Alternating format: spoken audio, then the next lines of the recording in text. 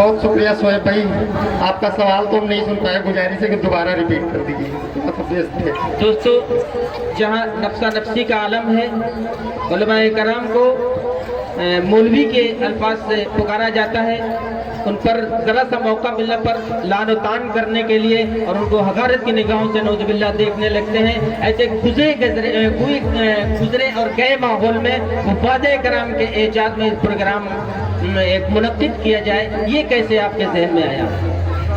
बहुत खूबसूरत सवाल है, बहुत खुशी हुई है।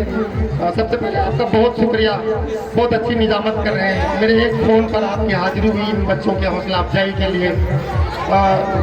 शोएब भाई, आपको बता दूं कि मैंने बतौर पत्रकारिता बहुत सारे प्रोग्राम किए और अपने कौम के लोगों को बड़ी जिम्मेदारी से उन नेताओं का इस्तकबाल करते हुए देखा जिनके सीने में कुरान की एक आयत भी नहीं है।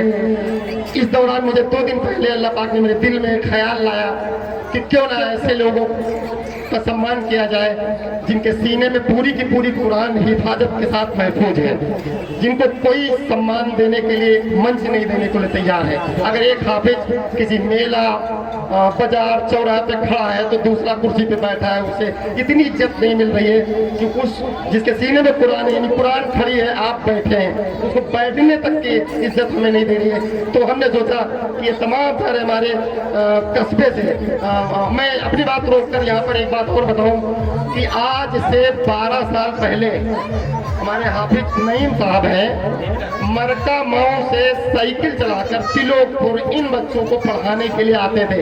उस वक्त हमारे कस्बे में एक भी हाफिज नहीं हुआ करता था, यानी कि अगर जनाजे की नमाज पढ़ानी है, तरावी पढ़ानी है, तो हम दूसरी जगह के लिए मोहताज हुआ करते थे। आपने धीरे धीरे इसकी नींव डाली और वो नींव इतनी मजबूत हुई कि मुझे जो लिस्ट मिली थी वो 26 हाफिज लोगों की मिली थी। वो अलग बात है, कोई दुबई में है, कोई इस वक्त पढ़ रहा नहीं आ पाए हैं। जितने लोग भी हैं ये सब वो कोहिनूर के हीरे हैं जो आपके मंच पर जगमगा रहे हैं, आपके कस्बे की शान बढ़ा रहे हैं। तमाम सारे इनमें से जैसे आलम भाई हैं, मोहम्मद अली साहब हैं, उन्नाव में इमामत करके तमाम बच्चों को पढ़ा रहे हैं। आप हिफ्ज के बच्चों को पढ़ा रहे हैं। बहुत सारे बच्चे मैं उनको भी देख पा रहा हूँ। ये वाली टीम तो खुद मेरी पढ़ाई हुई है, जो आज कतरा के निकल जाते हैं कि सदरू बजान खड़े हैं। हाँ, वो बात है, अरबी मैंने नहीं पढ़ाई, लेकिन पढ़ाई का माहौल जरूर इनके अंदर मैंने डाला।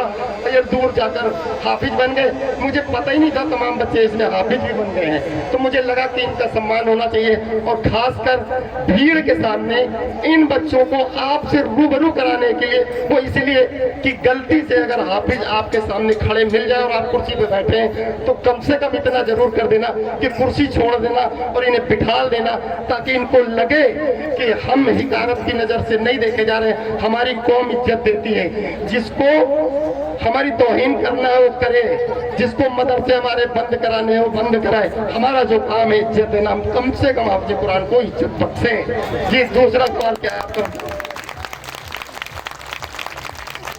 यही एक सवाल था। बहुत जी, और ये मेरी एक देरीनी तमन्ना थी, लेकिन चूंकि आपकी तरह इतनी बेदारी